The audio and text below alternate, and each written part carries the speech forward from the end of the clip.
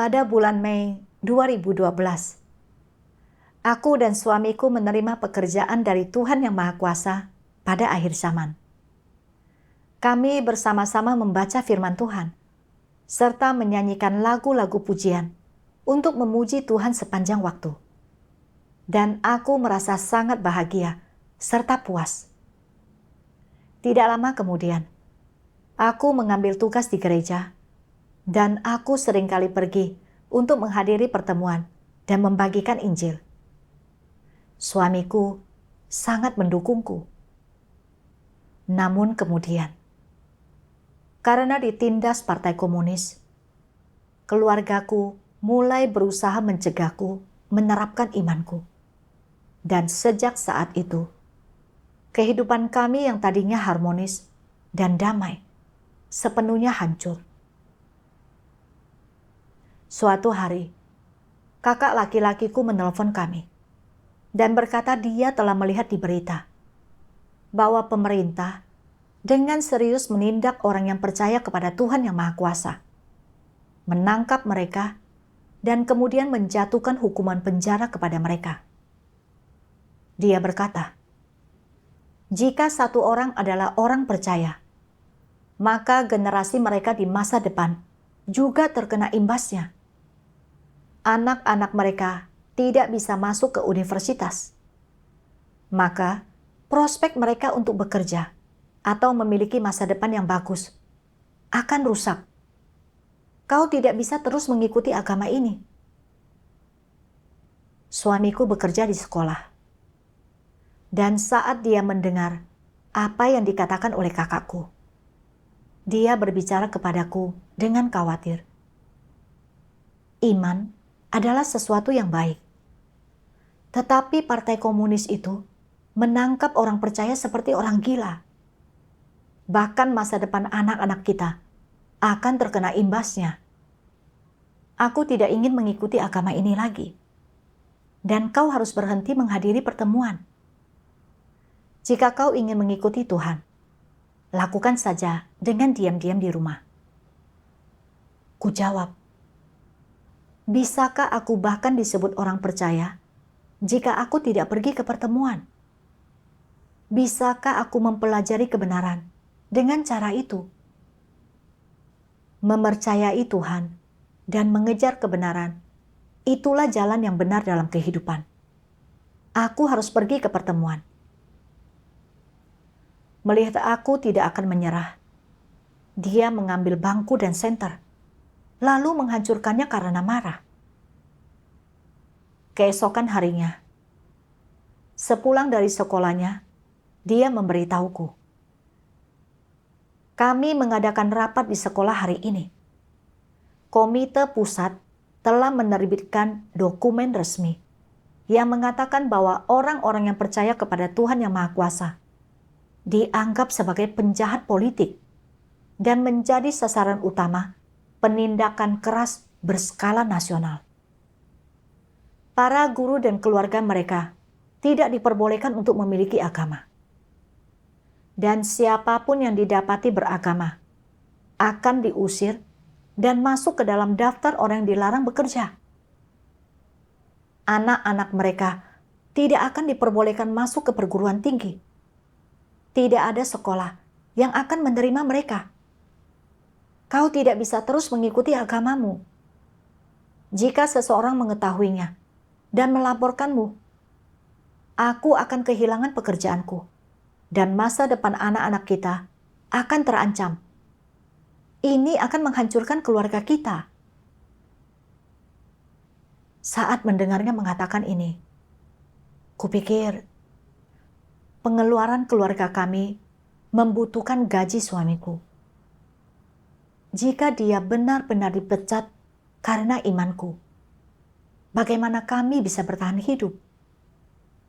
Dan bukankah anak-anak kami akan membenciku seandainya mereka tidak bisa masuk ke universitas atau mendapatkan pekerjaan? Pemikiran-pemikiran ini benar-benar membuatku sedih. Jadi aku berseru kepada Tuhan di dalam hatiku, memohon kepadanya untuk membimbingku agar memahami maksudnya. Aku memikirkan sesuatu dari firman Tuhan setelah berdoa. Nasib manusia dikendalikan oleh tangan Tuhan. Engkau tidak mampu mengendalikan dirimu sendiri.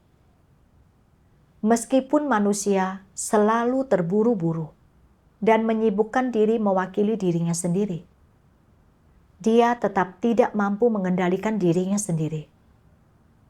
Jika engkau dapat mengetahui prospekmu sendiri, jika engkau mampu mengendalikan nasibmu sendiri, apakah engkau akan tetap menjadi makhluk ciptaan? Setelah memikirkan hal ini, aku bisa melihat bahwa nasib manusia sepenuhnya berada di tangan Tuhan. Apapun pekerjaan yang dimiliki suamiku, dan bagaimana masa depan anak-anak kami, semuanya tergantung pada aturan dan penataan Tuhan. Hal-hal itu tidak tergantung pada siapapun. Aku tidak bisa melepaskan imanku untuk melindungi pekerjaan atau masa depan mereka. Aku merasa siap untuk meninggalkan masa depan kami di tangan Tuhan dan tunduk pada penataannya. Aku tidak terlalu merasa khawatir saat memikirkannya dengan cara itu. Dan aku terus menghadiri pertemuan dan melaksanakan tugasku seperti biasanya. Lalu, pada suatu hari di bulan Juli 2013, aku ditangkap bersama dengan beberapa saudari lainnya saat kami berada di sebuah pertemuan. Malam itu, Kapten Chow dari kantor polisi menginterogasiku, menuntut untuk tahu, siapa yang membawamu pada agama ini? Siapa pemimpin gerejamu? Aku tidak menanggapi. Lalu dia melanjutkan, dahulu, suamimu adalah guruku. Katakan padaku semuanya tentang gereja, dan aku akan membiarkanmu pulang. Karena dahulu suamimu adalah guruku. Aku menyadari ini adalah salah satu tipuan iblis untuk berusaha membuatku menjual saudara-saudari dan mengkhianati Tuhan. Aku tidak bisa tertipu. Aku berdoa dalam hati kepada Tuhan berkali-kali, memohon kepadanya untuk mengawasiku dan membantuku untuk tetap teguh dalam kesaksianku. Setelah itu, aku hanya mengabaikan Kapten Chow, entah apapun yang dia tanyakan kepadaku. Dia akhirnya membawaku kembali ke ruang tahanan. Keesokan paginya, seorang petugas dari Biro Keamanan Umum Kota datang untuk menginterogasiku. Aku terkejut karena melihat bahwa dia adalah sepupuku. Melihat bahwa itu aku, matanya melotot dengan marah, dan dia berkata sambil menunjukku, "Sungguh mengejutkan. Kau beragama. Kapan kau mulai percaya? Siapa yang membuatmu percaya?" Aku mengabaikannya. Dia mengatakan beberapa hal lainnya yang menghujat Tuhan, dan kemudian melanjutkan, pemerintah nasional menerbitkan dokumen resmi beberapa tahun lalu yang mengatakan bahwa jika ada yang didapati percaya kepada Tuhan yang Maha Kuasa, 3 generasi dari keturunan mereka akan terlibat. Putra sulungmu baru saja lulus dari perguruan tinggi dan sedang mencari pekerjaan. Dan putra bungsumu akan masuk ke perguruan tinggi. Kau harus memikirkan masa depan anak-anakmu. Partai Komunis sangat kuat, bersikeras untuk percaya di tengah situasi seperti itu, bagaikan telur yang berusaha untuk menghancurkan batu. Kau harus meninggalkan imanmu. Setelah mendengar semua ini, aku berpikir bahwa dengan terus menerapkan imanku, tentunya akan berimbas pada masa depan anak-anakku. Aku sudah membayar mahal untuk pendidikan mereka. Bukankah darah, keringat, dan air mata selama bertahun-tahun akan sia-sia jika pada akhirnya mereka benar-benar tidak bisa mendapatkan pekerjaan? Ini adalah pemikiran yang sangat menyedihkan untukku. Aku berdoa kepada Tuhan, memohon kepadanya untuk mengawasi hatiku dan membimbingku untuk memahami maksudnya, untuk mengetahui apa yang harus kulakukan. Lalu, aku memikirkan bagian dari firman Tuhan. Dari saat engkau lahir dengan menangis ke dalam dunia ini, engkau mulai memenuhi tanggung jawabmu. Demi rencana Tuhan dan penentuannya sejak semula, engkau memainkan peranmu dan memulai perjalanan hidupmu. Apapun latar belakangmu, dan apapun perjalanan yang akan kau tempuh, bagaimanapun juga, tak seorang pun dapat lolos dari pengaturan dan penataan surga. Dan tak seorang pun dapat mengendalikan nasibnya sendiri. Karena hanya Dia yang mengatur segala sesuatu yang mampu melakukan pekerjaan semacam itu. Hati dan roh manusia berada dalam genggaman Tuhan, dan segala sesuatu dalam hidup mereka berada dalam pengamatan Tuhan. Entah engkau mempercayai semua ini atau tidak, setiap dan segala hal, baik hidup atau mati, akan bergeser, berubah, diperbarui, dan lenyap sesuai dengan pemikiran Tuhan. Dengan cara inilah, Tuhan berdaulat atas segala sesuatu. Dari firman Tuhan, aku bisa melihat bahwa segala sesuatunya mutlak berada di tangan Tuhan. Jadi bukankah itu termasuk masa depan dan nasib anak-anakku? Seberapa besar penderitaan seseorang dalam hidupnya, dan jenis pekerjaan apa yang dia lakukan, semuanya telah ditentukan oleh Tuhan. Aku tidak boleh terlalu mencemaskan hal-hal itu.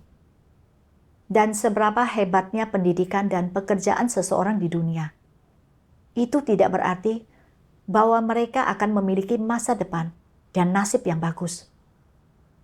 Tanpa mempercayai Tuhan, tanpa menerima penyelamatan darinya, seseorang akan mati begitu saja saat bencana datang. Dan mereka tidak akan memiliki masa depan untuk dibicarakan. Datang ke hadapan Tuhan, menerima kebenaran, dan diselamatkan oleh Tuhan adalah satu-satunya cara untuk benar-benar memiliki masa depan. Jadi, kukatakan kepada sepupuku, apapun masa depan anak-anakku itu adalah nasib mereka. Itu tidak tergantung pada siapapun. Kepercayaanku kepada Tuhan dan pengejaran kebenaran adalah jalan yang benar, dan aku sepenuhnya mantap dengan itu. Tidak perlu repot-repot memberiku nasihat. Dia tidak menanggapi saat dia melihat betapa giginya aku dalam mempertahankan imanku. Mereka menahanku di sana selama 1 hari 1 malam. Lalu mereka memulangkanku. Begitu aku kembali ke rumah, suamiku mengambil kursi dan akan memukulku dengan itu. Tetapi putra sulung kami menahannya. Suamiku menyumpahiku dan berkata, "Karena imanmu, aku sudah sepenuhnya dipermalukan. Dan cepat atau lambat, masa depan anak-anak kita akan dimusnahkan olehmu. Jika kau tetap mempertahankan iman ini, aku akan memukulmu sampai mati." Melihatnya dalam keadaan ini, kupikir dalam hati bahwa ternyata ikatan kami sebagai pasangan begitu lemah untuk menghadapi kesukaran nyata apapun. Saat aku ditangkap karena imanku, dan itu berimbas pada kepentingan dan reputasinya sendiri. Dia mengancam akan memukulku. Bagaimana bisa cinta antara suami dan istri seperti itu? Adik perempuanku berada di rumah kami saat itu, dan dia ikut-ikutan. Tidak bisakah kau melepaskan imanmu? Jika kau terus seperti ini, kau akan memusnahkan masa depan anak-anakmu. Ku beritahu mereka, yang kulakukan hanyalah menghadiri pertemuan dan membaca firman Tuhan. Inilah jalan yang benar untuk kutempuh dalam hidup. Aku tidak melakukan kesalahan apapun. Bagaimana mungkin itu membahayakan masa depan anak-anakku? Partai Komunis itu yang menindas orang percaya dan bahkan tidak mengecualikan keluarga mereka. Jika anak-anak kami tidak bisa menemukan pekerjaan di masa depan, itu karena Partai Komunis. Mengapa kau tidak bisa membedakan mana yang benar dan mana yang salah? Lalu, adik laki-lakiku menelepon suamiku dan berkata, "Jika kakakku tetap mengikuti agama itu, patahkan saja kakinya. Lihat saja bagaimana dia bisa pergi ke pertemuan itu." Dan istrinya berkata dengan kejam, "Pukul dia sampai mati. Jika dia terus seperti itu, pihak keluarga kami tidak akan mencoba menuntut balas darimu." Hatiku mendadak terasa dingin. Kupikir keluargaku akan memahamiku. Tidak pernah kubayangkan bahwa mereka akan mendengarkan Partai Komunis, bahwa mereka akan menjadi begitu tak berperasaan hanya untuk melindungi kepentingan mereka sendiri, dan bahkan tidak akan peduli seandainya aku hidup atau mati untuk mencegahku dari menerapkan imanku. Di mana kemanusiaan mereka? Keesokan harinya, kakakku menelepon suamiku dan berkata, "Jika adikku tetap mempertahankan agamanya, kami akan memutuskan hubungan dengannya. Aku akan mendukungmu jika kau ingin bercerai. Jangan memberikan apapun padanya dan usir dia. Lihat bagaimana dia bisa bertahan hidup sesudahnya." Sekitar tengah hari, sepupuku datang dengan mobil polisi dan memberitahu suamiku untuk mengawasiku dan mencegahku menerapkan imanku. Jika tidak, seluruh keluarga akan terlibat. Suamiku berkata kepadaku, "Demi anak-anak kita dan keluarga ini, hari ini kau harus menatap mata sepupumu dan membuat pernyataan bahwa kau akan meninggalkan imanmu." Kukatakan kepadanya, mengikuti Tuhan adalah benar dan tepat. Aku tidak akan meninggalkan imanku. Melihat bahwa dia tidak bisa membuatku menyerah, dia berkata dengan marah, "Jika kau bersikeras untuk mempercayai Tuhan dan mengabaikan masa depan anak-anak kita, aku akan menceraikanmu." Dia mengambil surat perjanjian cerai dan menyuruhku untuk menandatanganinya. Perjanjian itu mengatakan bahwa aku akan pergi tanpa membawa apapun. Kami berdua bekerja sangat keras untuk membangun rumah kami. Bagaimana aku akan hidup jika aku pergi dengan tangan kosong? Namun kemudian, aku memikirkan lagi bagaimana Tuhan telah menentukan seberapa besar penderitaan yang akan dialami orang dalam hidupnya. Dan bagaimanapun juga, aku tidak bisa berhenti mempercayai Tuhan. Serta aku harus mempertahankan imanku dan terus mengejar kebenaran. Aku baru saja akan menandatanganinya. Dan kemudian, suamiku melihat bahwa aku tidak berniat untuk menyerah. Jadi dia berkata, "Kalau begitu, jangan bercerai. Jika kau ingin menjadi orang percaya, aku tidak bisa menghentikanmu. Lakukanlah." Itulah yang dikatakannya. Tetapi kenyataannya, dia makin mengendalikanku. Di rumah, dia tidak akan membiarkanku mengucapkan kata Tuhan. Dan dia akan memukulku tiap kali aku mengatakan sesuatu yang tidak disukainya. Dia tidak lagi pergi berlibur kemanapun, tetapi hanya tinggal di rumah untuk mengawasiku. Saat dia melihatku membaca firman Tuhan, dia merebut kitab firman Tuhan dariku dan berkata, "Jika aku melihat ini sekali lagi, akan kubakar buku ini." Untuk sementara waktu, aku tidak bisa pergi untuk menghadiri pertemuan, berhubungan dengan saudara-saudari, atau membaca firman Tuhan di rumah. Aku sepenuhnya tidak memiliki kebebasan. Suatu malam, aku menyelinap ke kamar tidur kami untuk membaca firman Tuhan. Tiba-tiba, suamiku menyerbu masuk dan berkata dengan sangat agresif, "Kau masih berani membacanya? Jika kau ditangkap lagi, keluargaku dan masa depan anak-anak kita akan tamat." Partai Komunis benar-benar mampu melakukan apapun. Kukatakan kepadanya, "Aku hanya membaca firman Tuhan. Bagaimana itu bisa berimbas pada masa depan anak-anak kita dan dirimu?" Secara mengejutkan, dia berlari dan melingkarkan kedua tangannya di leherku, meremas dan berkata, "Aku akan mencekikmu dan menyudahi semua ini." Aku tidak begitu kuat untuk membebaskan diriku dan tidak bisa mengeluarkan sepatah kata pun. Dia tidak melepaskanku hingga aku berhenti bernapas dan bahkan tidak bergerak. Aku terengah-engah dan merasakan kepedihan emosional yang amat besar. Aku merasa menjadi orang percaya di Tiongkok dan menempuh jalan yang benar itu begitu sulit. Aku ditangkap oleh Partai Komunis. Keluargaku menghalangi jalanku.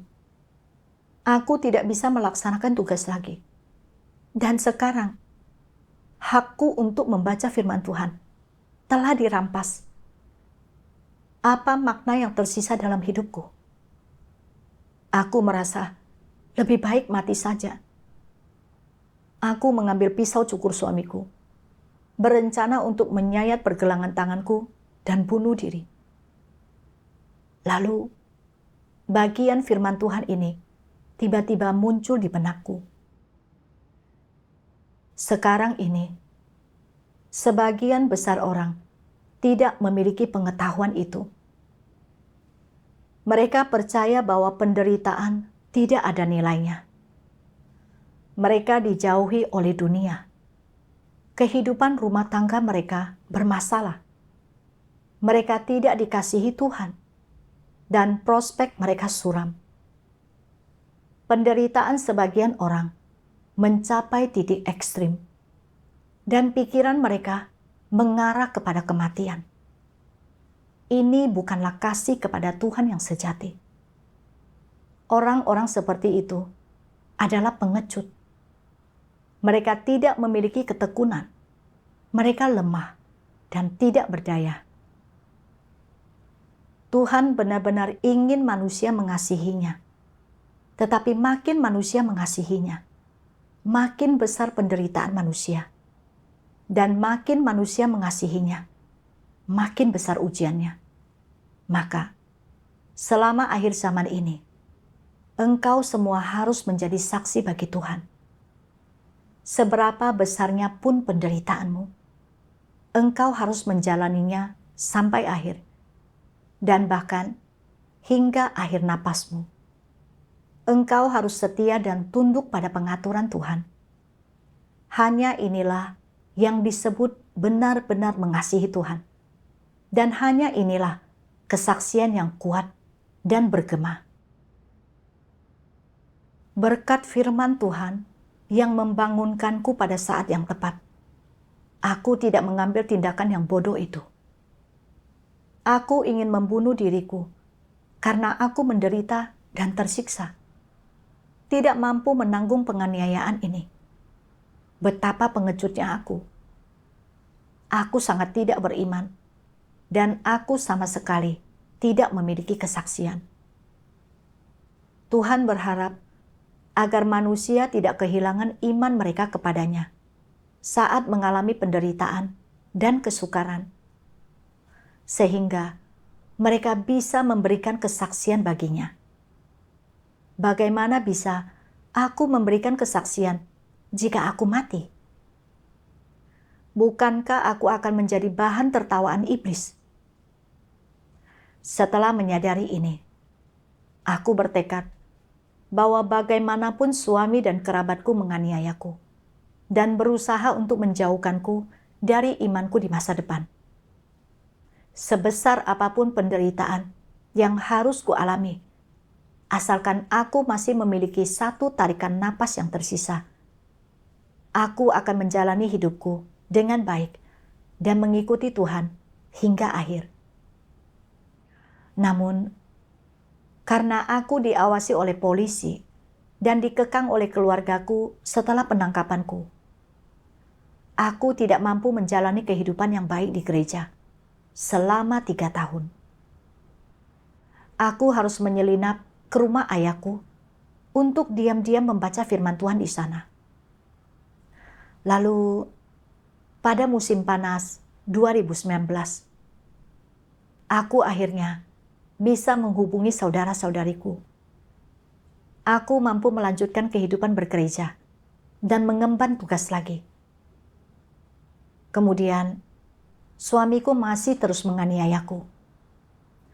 Aku ingat, suatu kali setelah aku pulang dari pertemuan, dia membawaku ke rumah kakakku, di mana aku melihat kakakku ada di sana bersama 2 saudaraku lainnya dan istri mereka. Mereka semua menatapku dengan marah. Aku tahu mereka akan mencoba memaksaku untuk meninggalkan imanku lagi. Jadi, aku berdoa dalam hati, memohon kepada Tuhan agar membimbingku sehingga apapun yang mereka lakukan kepadaku, aku tidak akan tertahan oleh mereka. Kakak sulungku memelototiku dan berkata, Partai Komunis itu ateis. Mereka telah menekan keyakinan agama selama bertahun-tahun dan tidak ada yang bisa mengubahnya. Mempercayai Tuhan di bawah kekuasaan partai pasti akan membuatmu tertangkap, dan seluruh keluarga juga akan terkena dampaknya. Bukankah kau sedang mencari masalah? Kakak iparku menambahkan, putraku mengikuti ujian masuk perguruan tinggi, serta harus mengisi pemeriksaan latar belakang politik. Dan mereka bertanya tentang anggota keluarga yang beragama. Polisi menemukan catatanmu yang mempercayai Tuhan yang Maha Kuasa, dan mereka tidak membiarkan putraku lulus. Aku harus menggunakan koneksiku dan mengirim hadiah-hadiah. Itu membutuhkan banyak sekali usaha, dan dia nyaris saja tidak lolos. Di Tiongkok, jika seseorang percaya kepada Tuhan, seluruh keluarga mereka akan terseret ke dalamnya. Kau harus meninggalkan imanmu. Lalu adikku berkata, tidak bisakah kau memikirkan keluarga kita, masa depan anak-anakmu? Berhentilah percaya kepada Tuhan. Apa yang akan terjadi jika kau meninggalkan imanmu? Apa itu akan membunuhmu? Jadi, kuberitahu mereka, apa kalian tahu apa itu masa depan yang bagus? Kalian pikir dengan memiliki pekerjaan yang bagus, makanan yang enak, dan pakaian yang bagus, artinya memiliki masa depan yang bagus. Bencana terus berkembang tiap saat, dan siapapun yang bukan orang percaya akan terjerumus ke dalamnya. Hanya mereka yang percaya kepada Tuhan dan diselamatkan olehnya yang akan bertahan hidup.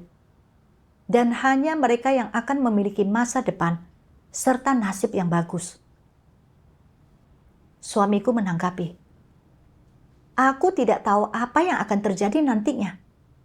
Aku hanya bisa melihat apa yang ada di depanku. Ini adalah kebijakan Partai Komunis saat ini. Jika kau adalah orang percaya, mereka akan menangkapmu, mengambil pekerjaanmu, dan keluarga ini juga akan terlibat. Selama bertahun-tahun, tidak ada seorang pun yang mampu mengubah kebijakan mereka. Dan mereka jauh lebih kuat dari kita. Tinggalkan saja imanmu. Di sini, di depan semua orang, katakan kau akan meninggalkannya." Begitu dia selesai berbicara, semua orang mulai mengatakan ini dan itu, mendesakku untuk tidak mempercayai Tuhan lagi. Dahulu, kami adalah keluarga yang besar dan bahagia.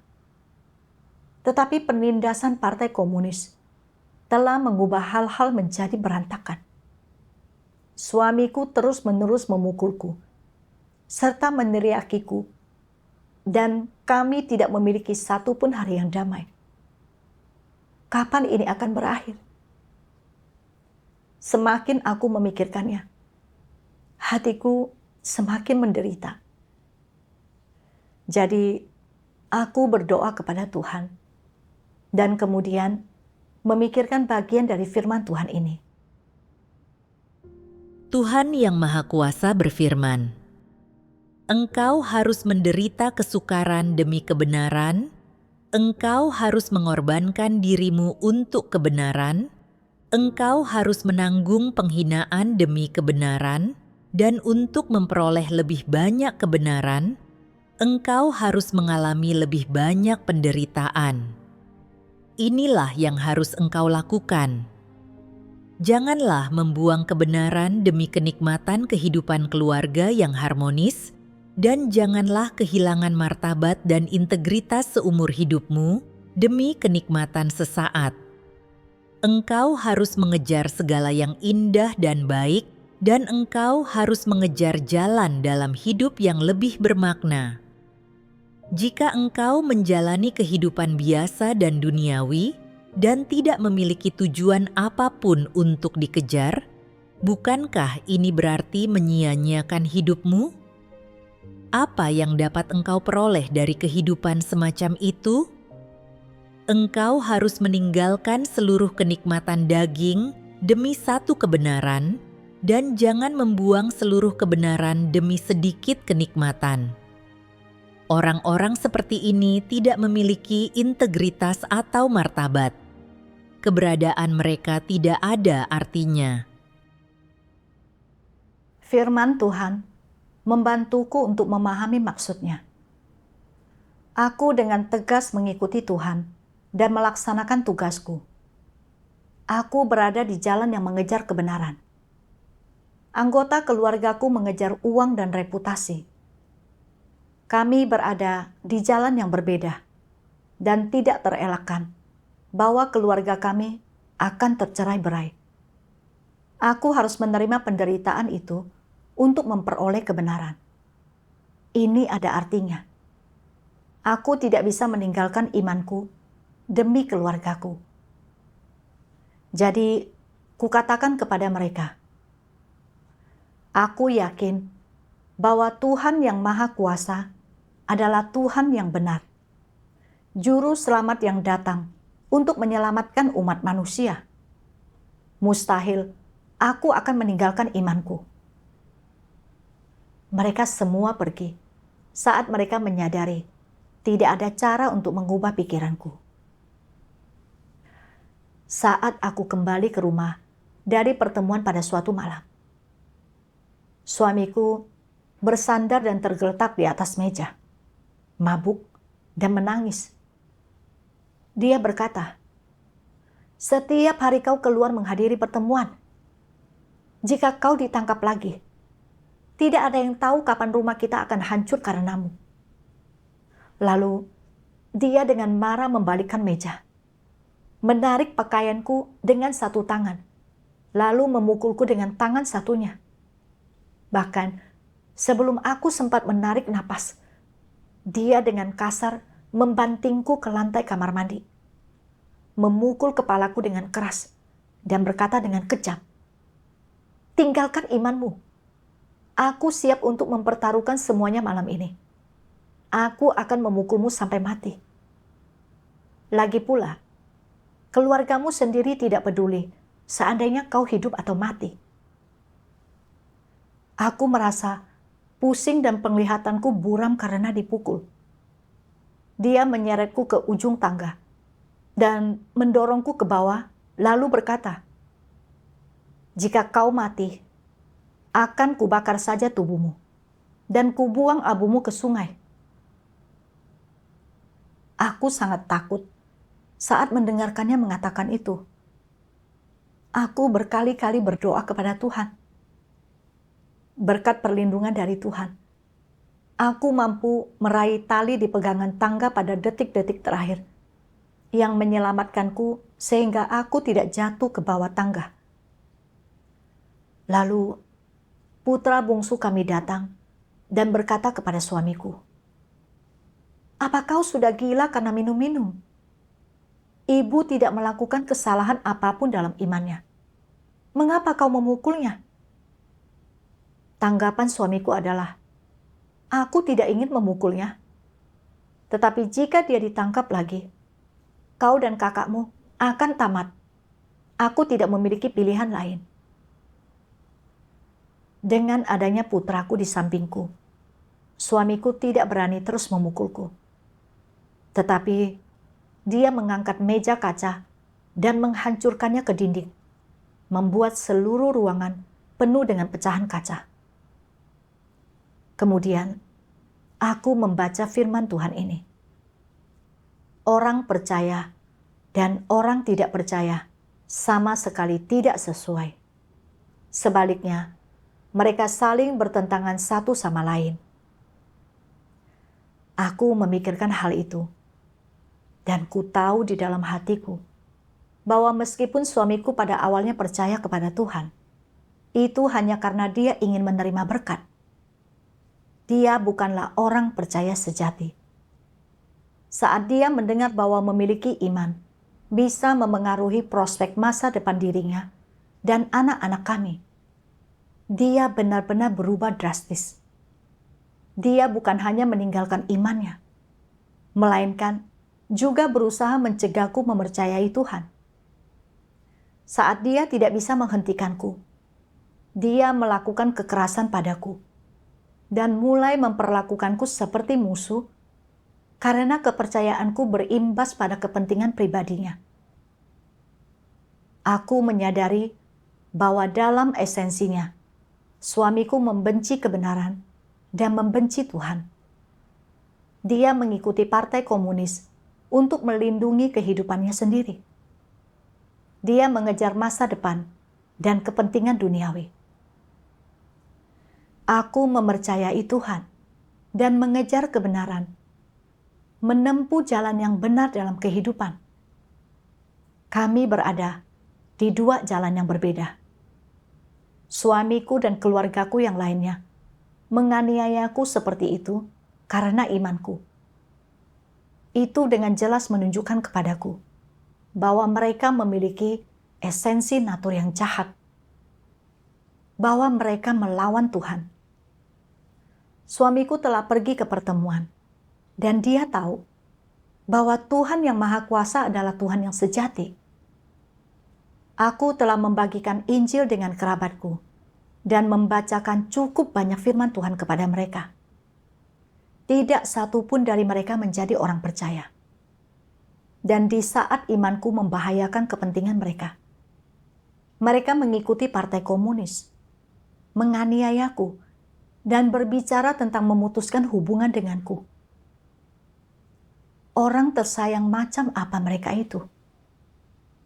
Mereka sepenuhnya antek-antek iblis, memihak partai komunis, dan menentang Tuhan. Tuhan sekarang telah menjadi daging dan mengungkapkan kebenaran, menyingkapkan esensi natur dari tiap jenis orang, dan juga menunjukkan kepadaku bahwa aku menempuh jalan yang berbeda dari keluargaku. Orang percaya dan orang tidak percaya adalah jenis orang yang berbeda. Aku tidak merasa begitu terkekang oleh mereka saat aku menyadari semua itu, dan aku merasa bebas. Lalu, aku membaca bagian dari firman Tuhan ini. Tuhan Yang Maha Kuasa berfirman, "Selama ribuan tahun, negeri ini telah menjadi negeri yang najis. Negeri ini tak tertahankan kotornya, penuh kesengsaraan, hantu merajalela di mana-mana, menipu dan menyesatkan, membuat tuduhan tak berdasar, dengan buas dan kejam, menginjak-injak kota hantu ini dan meninggalkannya penuh dengan mayat. Bau busuk menyelimuti negeri ini dan memenuhi udara dengan pekatnya, dan tempat ini dijaga ketat. Siapa yang bisa melihat dunia di balik langit? Iblis mengikat erat seluruh tubuh manusia. Ia menutupi kedua matanya dan membungkam mulutnya rapat-rapat. Raja Iblis telah mengamuk selama beberapa ribu tahun sampai sekarang, di mana ia terus mengawasi kota hantu ini dengan saksama, seakan-akan ini adalah istana setan yang tak bisa ditembus. Sementara itu, gerombolan anjing penjaga ini menatap dengan mata liar penuh ketakutan kalau Tuhan akan menangkap mereka saat tidak waspada dan memusnahkan mereka semua, sehingga mereka tidak lagi memiliki tempat untuk merasakan kedamaian dan kebahagiaan. Bagaimana mungkin penduduk kota hantu seperti ini pernah melihat Tuhan? Pernahkah mereka menikmati keindahan dan kasih Tuhan? Bagaimana mereka bisa memahami masalah-masalah dunia manusia? Siapakah di antara mereka yang mampu memahami maksud-maksud Tuhan yang penuh hasrat? Maka, tidaklah mengherankan bahwa inkarnasi Tuhan tetap sepenuhnya tersembunyi bagi mereka. Di tengah masyarakat yang gelap seperti ini, di mana iblis begitu kejam dan tidak manusiawi, bagaimana mungkin Raja Iblis yang menghabisi orang-orang tanpa mengedipkan matanya, menoleransi keberadaan Tuhan yang penuh kasih, baik, dan juga kudus? Bagaimana mungkin ia akan menghargai dan menyambut kedatangan Tuhan dengan gembira? Para antek ini, mereka membalas kebaikan dengan kebencian. Sejak dahulu mereka mulai memperlakukan Tuhan sebagai musuh. Mereka menyiksa Tuhan. Mereka luar biasa buasnya. Mereka sama sekali tidak menghargai Tuhan. Mereka menyerang dan merampok. Mereka sudah sama sekali kehilangan hati nurani. Mereka sepenuhnya mengabaikan hati nuraninya. Dan mereka menggoda orang tidak bersalah menjadi koma. Nenek moyang, pemimpin yang dikasihi, mereka semuanya menentang Tuhan. Tindakan ikut campur mereka membuat segala sesuatu di kolong langit ini menjadi gelap dan kacau. Kebebasan beragama, hak dan kepentingan yang sah bagi warga negara, semua itu hanya tipu muslihat untuk menutupi dosa. Firman Tuhan begitu nyata. Partai komunis yang berkuasa adalah iblis, setan yang memegang kekuasaan. Dia membenci Tuhan dan tidak bisa membiarkan orang memiliki iman serta mengikuti Tuhan. Dia ingin menjadi satu-satunya yang diikuti dan disembah oleh orang. Partai Komunis berpura-pura mengibarkan bendera kebebasan beragama, tetapi dengan liar menindas dan menangkap orang percaya secara diam-diam, serta melibatkan keluarga mereka. Partai itu bahkan merekayasa rumor dan kebohongan untuk menyesatkan orang yang tidak mengetahui kebenaran, untuk membuat rakyat bangkit dan menentang orang yang beriman kepada Tuhan. Begitu banyak orang yang telah dipermainkan serta dieksploitasi oleh partai komunis. Dan mereka mengikuti partai itu dalam menyangkal serta menentang Tuhan serta menindas orang percaya. Mereka semua akan menemui kehancuran mereka bersama dengan partai komunis. Mereka akan dihukum dan dilenyapkan oleh Tuhan. Dahulu, kami memiliki keluarga yang bahagia. Tetapi karena penindasan dan penangkapan oleh partai komunis, mereka menjadi takut akan terkena masalah dan juga mulai menindasku, menjadi alat iblis. Aku dengan jelas melihat esensi jahat dari partai komunis yang membenci kebenaran serta membenci Tuhan. Dan aku juga melihat bahwa hanya Tuhan yang memiliki kasih yang sejati terhadap manusia. Firman Tuhanlah yang membimbingku dari waktu ke waktu, memberiku iman, dan memungkinkanku untuk memahami kebenaran, untuk mengenali tipu daya iblis yang sesungguhnya. Suamiku masih berusaha untuk menghalangi imanku, tetapi aku tidak lagi terkekang olehnya. Aku terus pergi ke pertemuan serta melaksanakan tugasku.